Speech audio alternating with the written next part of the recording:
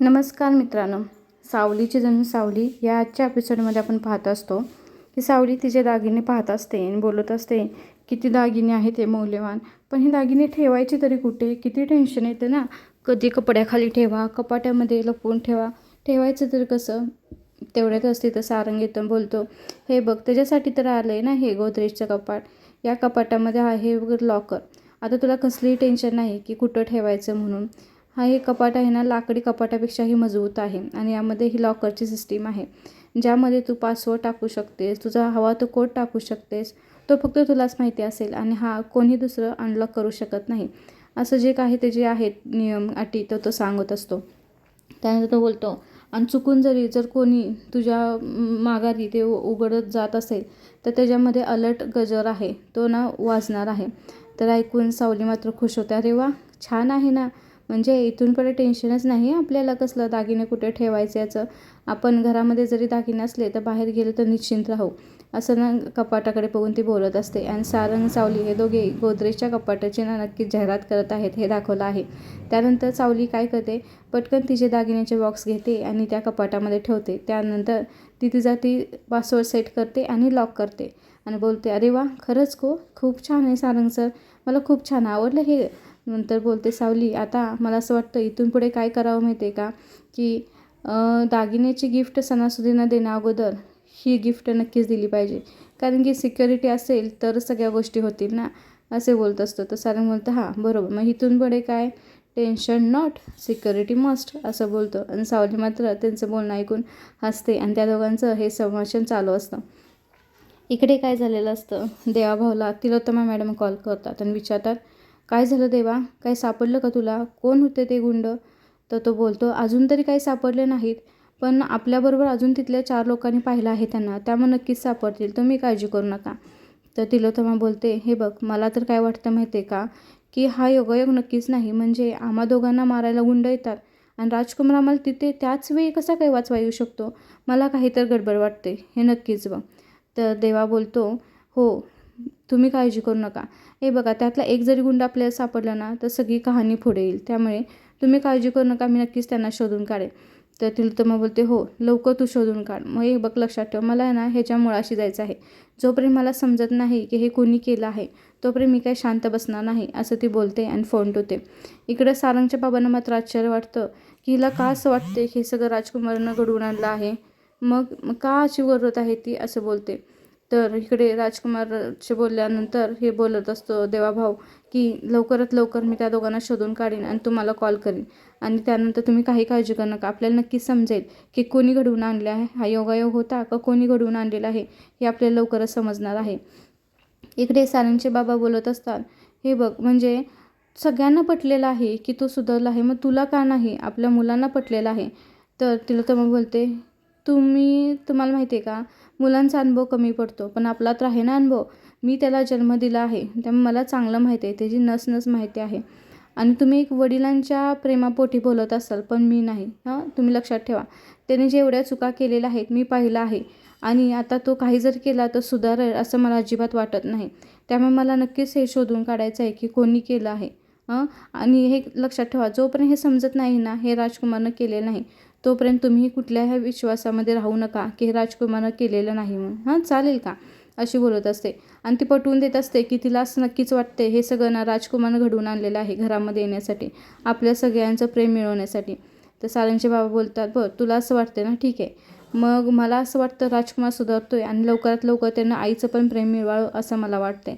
तर तिला बोलते, नाही असं नाही की माझं त्याच्यावरती प्रेम नव्हतं, माझंही त्याच्यावरती प्रेम होतं, तो घरचा मोठा मुलगा आहे, खरंच खूप प्रेम होतं, पण ते सगळं त्यानं गमावलं आहे आणि त्याच्या त्या कर्तृत्वानं त्यानं गमावलं आहे. जे त्यानं केलं, जो त्यानं खोटारडेपणा केला, जो तो वागला, त्यानुसार मी कधीही त्याला माफ करेन हे शक्यच नाही, हे तुम्ही लक्षात ठेवा, असे बोलत असतं. आणि सारंगचे बाबा मात्र तिला समजावून सांगण्याचा प्रयत्न करत असतात की खरंच तू माफ करायला हवंस, राजकुमार बदललेला आहे आणि हे तुला दिसून येत का नाही हे मला समजत नाही.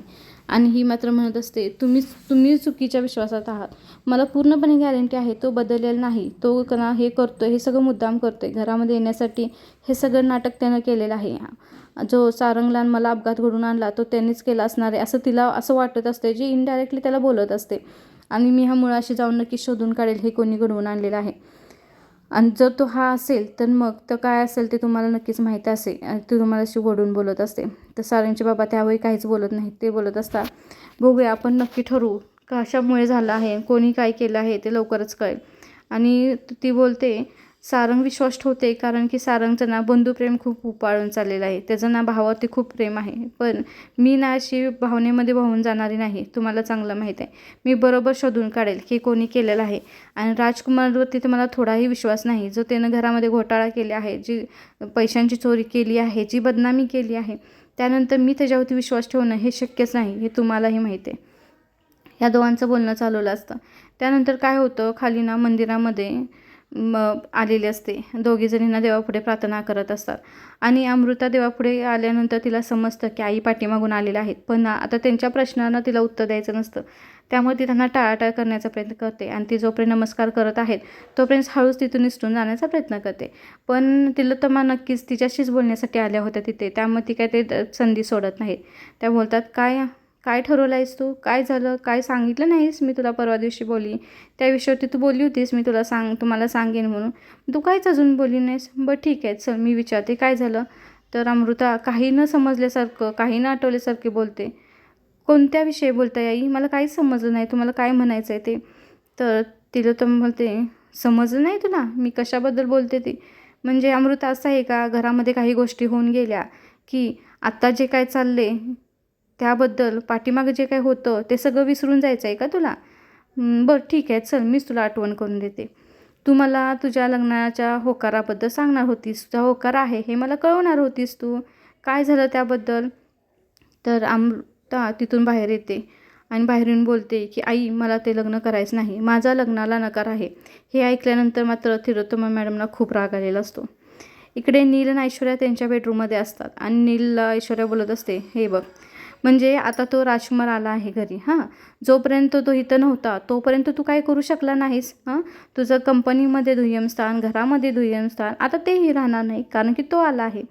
तर नील बोलतो, तुला काय म्हणायचं आहे?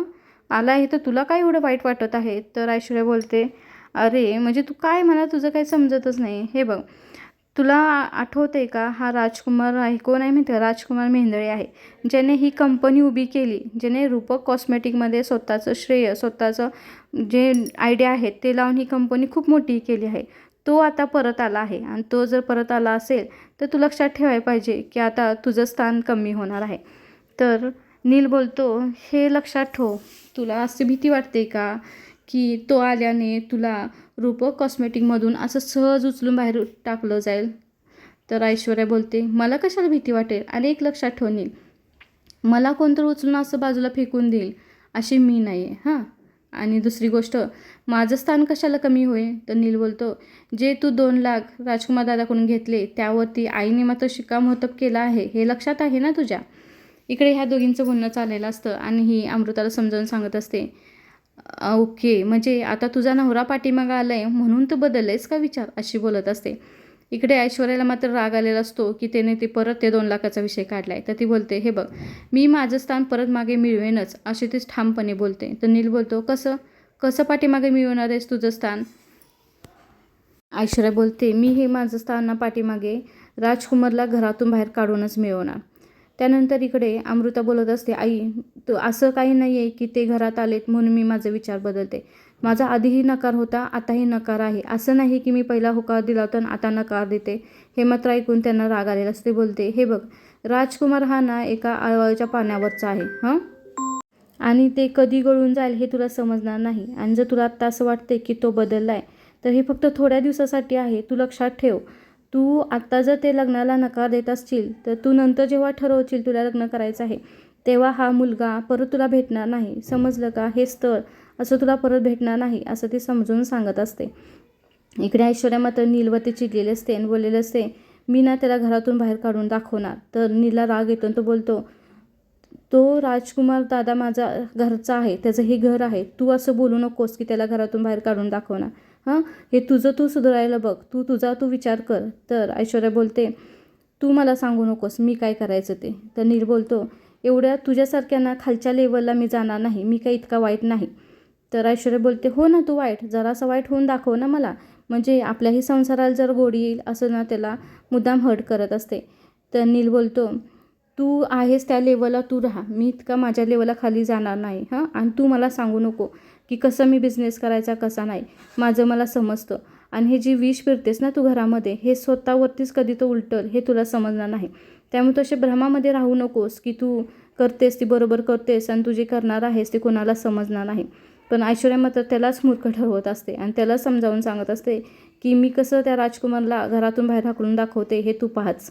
आणि नील त्या गोष्टीवरती मात्र खूप चिडलेला असतो, कारण त्यालाही राग आलेला असतो की आपला भाऊ एवढा सुधारायचा प्रयत्न करत आहे आणि आपली बायको त्यालाही उलटं त्याच रस्त्यावरती नेऊन पाहत आहे. त्यानंतर इकडे या दोघींचं बोलणं चाललेलं असतं आणि ती बोलत असते की तू अमृता लक्षात ठेव, हे तू चुकी करत आहेस, त्या माणसावर तू विश्वास ठेवू नकोस, तो माणूस विश्वास ठेवायच्या लायकीचा नाही. आणि हे बघ तू खरंच आत्ता हा निर्णय तुझा घे, आत्ता तू निर्णय घेणे ठामपणे गरजेचं आहे, हे लग्न करणं गरजेचं आहे, तुझ्या आयुष्यामध्ये खरंच चांगल्या गोष्टी होतील. पण अमृता मात्र स्वतःच्या निर्णयावरती ठाम दाखवली आहे आणि ती बोललेली असते, मला लग्न करायचं नाही आहे, खरंच मला हे लग्न करायचं नाही आहे, मला माफ करा आई. आणि ह्या दोघींचं बोलणं चालू असताना तिथे राजकुमार येतो आणि त्या दोघींना पाहून दोघींशी बोलण्याचा प्रयत्न करत असतो. पण त्या दोघीही त्या राजकुमारला पाहून डोळे मात्र मोठे केलेले असतात तिलोत्तमाने आणि तिला राग आलेला असतो, तिथे आलेला असतो, कारण की तिला त्याच्यासमोरही जायचं नसतं, त्याचं तोंडही पाहायचं नसतं. म्हणून तो बोलणार आई मला माफ कर हे ऐकून न घेता नक्कीच ती तिथून निघून जाते. आणि त्याला असं वाटतं निदान अमृता तरी आपलं बोलणं ऐकून घेईल, माझं चुकलं आहे हे मला सांगायचं तर आहे फक्त. पण तीही ऐकून घेत नाही आणि तीही तिथून निघून जाते. हे बघितल्यानंतर मात्र राजकुमारला वाईट वाटतं की खरंच आपण एवढं ह्या दोघींना हर्ट केलेलं आहे की ह्या दोघी आपली माफी आपलं जे म्हणणं आहे ते ऐकूनही घ्यायला तयार नाहीत. खरंच मी इतका चुकीचा वागला आहे का, मी खरंच हे डिझर्व करतो का, हा विचार तो करत असतो. आणि त्यानंतर तोही तिथून निघून जातो. जेव्हा तो तिथून निघून जात असतो तेव्हा खरंच राजकुमार मेंढे आहे का हे आपल्याला प्रेक्षक नक्कीच वाटत असेल, कारण त्याचा तो ड्रेस, ते हेल्मेट, ते त्याचे कपडे हे असं बघून वाटतच नाही की तो राजकुमार मेंढे आहे, तो एवढा बदलू शकतो. त्याचा जो ड्रेसअप दाखवला आहे त्यानंतर खरंच सगळ्यांनाही आश्चर्य वाटतं, साहजिक आहे. इकडे मात्र देवाभाऊचं चाललेलं असतं त्या गुंडांना शोधण्याचं आणि त्यानंतर त्यांना एक खबर मिळाली असती की ते इथेच येतात खबरीकडून. त्यानंतर तर ते दोन्ही गुंड गाडीवरून तिथं आलेले दाखवलेत. त्यानंतर मग देवाभाऊ गाडी थांबवतो आणि त्यांना उतरण्याचा प्रयत्न करतो. तर ते बोलतात गुंड, कोण आहेस तू, कोण आम्हाला थांबवतोयस. त्यानंतर एका गुंडाच्या लक्षात येतं की हाच तो आहे जो इन्स्पेक्टर आहे गाडीवरून आला होता. त्याच्या लक्षात येत असतो, बोलतो अरे हा तर तो पोलीस आहे त्या दिवशी आपल्याला राड्यामध्ये पकडणारा. मग ते दोघं काय करतात, पळून जाण्याचा प्रयत्न करतात. तेवढ्यातच त्यातला एक गुंड तोही खाली उतरतात आणि त्यांना मारण्याचा प्रयत्न करतात. त्यातला एक गुंड त्याचा निसटून निघून जातो आणि त्यातला एकच गुंड त्यांना सापडतो. तोही कसा सापडतो, देवाबा त्याच्या पाठीमागे पळत असताना त्याचा जो जासूस आहे तो पायामध्ये पाय घालून त्या दुसऱ्या मोठ्या गुंडाला खाली पाडतो आणि ते दोघे मिळून त्या गुंडाला पकडतात. आता तो गुंड खरंच सांगेल का हा कोणी घडून आणला आहे, हा योगायोग होता का कोणी हा प्लॅन घडून आणला आहे, हे नक्कीच देवाभाऊ आता शोधणार आहे. इकडे राजकुमारांना त्याच्या ह्याच्यामध्ये जाण्यासाठी निघाला असतो. तेवढ्यातच नील तिथे येतो. नील बोलतो, दादा हे काय तुझं स्टेटस काय होतं, तू काय करून घेतलं आहेस, बदल ना तू आता स्वतःला. खरंच दादा तुला माहिती आहे ना आपल्या कंपनीला तुझी किती गरज आहे, ही कंपनी आहे तूच मोठी केली आहेस, तुझा यामध्ये किती मोठा वाटा आहे तुला माहिती आहे ना. तर राजकुमार म्हणतो, हे माझं गॅरेज कष्टाचं आहे, त्याला तू असं बोलून अपमानित करू नकोस. आणि दुसरी गोष्ट, मीही अशा भ्रमामध्ये होतो की कंपनी माझ्यामुळे मोठी झाली आहे, पण तसं नाही आहे. माझा फक्त त्यामध्ये खारकीचा वाटा आहे. कंपनी मोठी करण्याचा आई बाबा ह्या दोघांचं त्यामागचं कष्ट आहे, मी त्यामध्ये नव्हतो, हे एवढं लक्षात ठेव. आणि तू जे म्हणतोयस ना कंपनीमध्ये ये, तर नाही, आपलं काय ठरलं होतं तुला माहिती आहे. आईनं काय सांगितलं होतं की घरातल्या सुरीवरही सुद्धा माझा अधिकार नाही आहे. त्यामुळं असं मला तू मोहामध्ये पाडू नकोस की कंपनीमध्ये ये, जॉईन कर, मी एक भाडेकरू आहे रे, असं बोलत असतो.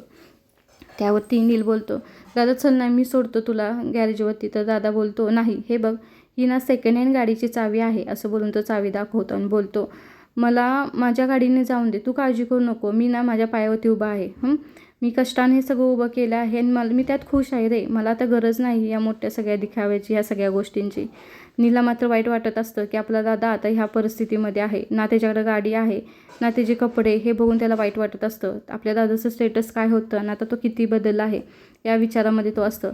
आणि नीला नक्कीच वाटत असतं की दादाने कंपनी परत जॉईन करावी, त्याचं सगळं जे होतं ते सगळं त्याला परत भेटावं.